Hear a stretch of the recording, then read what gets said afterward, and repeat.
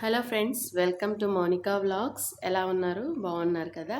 So నేను ఇక్కడ హైదరాబాద్ నుంచి బెంగళూరుకి ట్రావెల్ చేస్తున్నానండి. సో మా ట్రావెలింగ్ అంతా కూడా మీతో షేర్ చేసుకోవాలని అనుకున్నాను.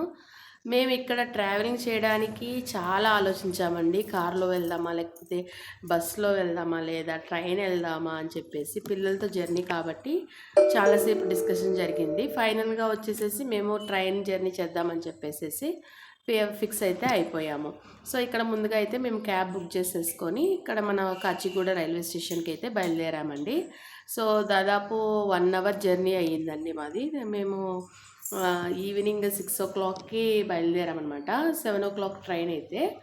సో రీచ్ అయ్యడమేమో ట్రావెలింగ్ అయితే 1 అవర్ పట్టింది కార్ జర్నీ మన ట్రాఫిక్కి. సో ఇక్కడ చూసినట్లయితే మీకు కాచిగూడ రైల్వే స్టేషన్ చూపిస్తాను చూడండి. మన హైదరాబాద్ కాచిగూడ రైల్వే స్టేషన్ అనమాట ఇది. సో ఇక్కడికైతే మేము రీచ్ అయిపోయాము. అనుకున్నట్లుగానే అనుకున్న టయానికి మేము ఇక్కడ రీచ్ అయిపోయాము. ట్రైన్ కూడా అక్కడ వచ్చేసింది అనమాట. సో ఫైనల్గా మేము ట్రైన్ కూడా ఎక్కేసేసాము ఇక్కడ చూసినట్లయితే.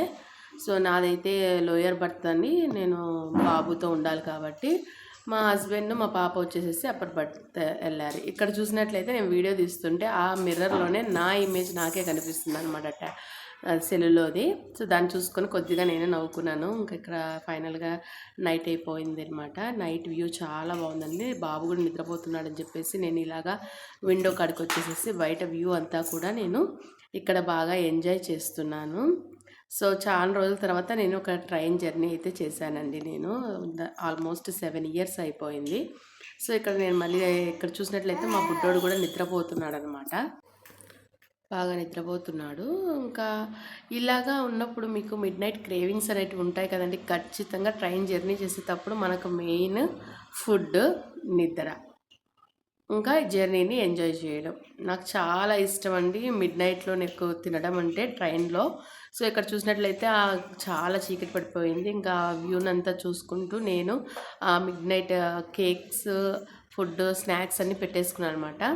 ఇంకా తెల్లారిపోయింది. ఇక్కడ క్రాసింగ్ కోసమని ట్రైన్ మెల్లిగా ఆపుతున్నారు. ఇంకా దగ్గరకు వచ్చేసాం కదా అని నేను కూడా ఇక్కడ బాగా ఫ్రెష్ అయిపోయి రెడీ అయిపోయాను అనమాట. ఇంకా ఫైనల్గా ఇక్కడ బెంగళూరు రైల్వే స్టేషన్కి అయితే మనం ఇక్కడ రీచ్ అయిపోయాము. మీరు చూసినట్లయితే ఇక్కడ ఎంటర్ అవుతున్నాం చూడండి. సో బెంగళూరుకి నేను ఆల్మోస్ట్ 3 years రాలేదండి. 3 years అయిపోయింది. ఇంతకుముందు నేను ఇక్కడే బెంగళూరులోనే వర్క్ చేస్తున్నాను. మ్యారేజ్ కాకముందు, మ్యారేజ్ అయినాక కూడా చేశాను. తర్వాత పిల్లలు పుట్టేసరికి నేను జాబ్ అనేది మానేశాను. ఇక్కడ చూసినట్లయితే వాళ్ళ డాడీను జానును వెళ్తూ ఉన్నారు చూడండి. ఇంకా ఇది మా ట్రైన్ అండి.